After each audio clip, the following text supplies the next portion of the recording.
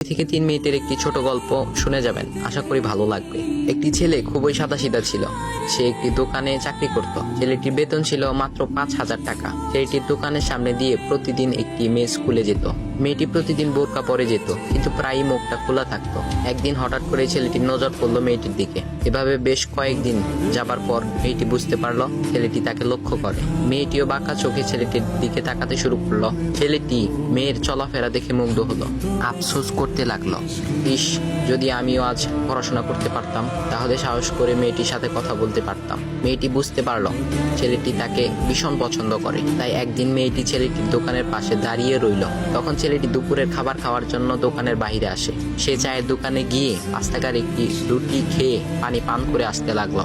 তখন মেয়েটি তার কাছে গেল। তুমি ভাত খেলে না, রুটি দিয়ে পেট ভরবে?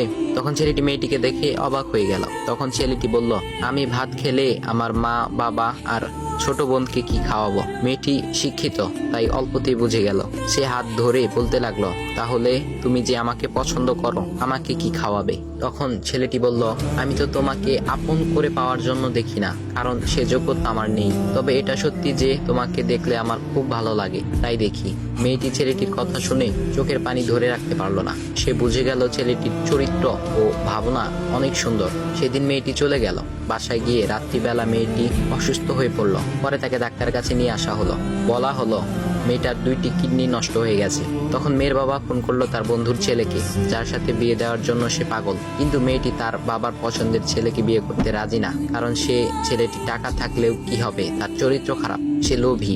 এদিকে মেয়েটির কোনো লোভ ছিল না। যাই হোক, হবু জামাই আসার পর তাকে সব খুলে বলল, তোমার থেকে একটি কিডনি খুলে আমার মেয়েকে দাও। তুমি তো বলছো আমার মেয়েকে তুমি অনেক ভালোবাসো, তাকে পেলে তুমি ভালো হয়ে যাবে, তাহলে আজ পরীক্ষা দাও। তখন ছেলেটি বলল, আমি আপনার রোগা মেয়েকে বিয়ে করতে পারবো না, আমার কি সুস্থ মেয়ের অভাব নাকি? এ বলে সে চলে গেল। বাবা তখন কেঁদে কেঁদে মেয়ের কাছে সব খুলে বলল। মেয়েটি বলল, বাবা তুমি কেঁদো না, একটা পথ এখনো আছে, আমাদের সামনে মোড়ে বড় একটা দোকান আছে না, তুমি সেখানে যাও। সেখানে যে তাইয়ুব নামের একটা ছেলে আছে, তাকে নিয়ে আসো, আমার কথা বলো। তখন মেয়েটির বাবা ছেলেটিকে নিয়ে আসলো।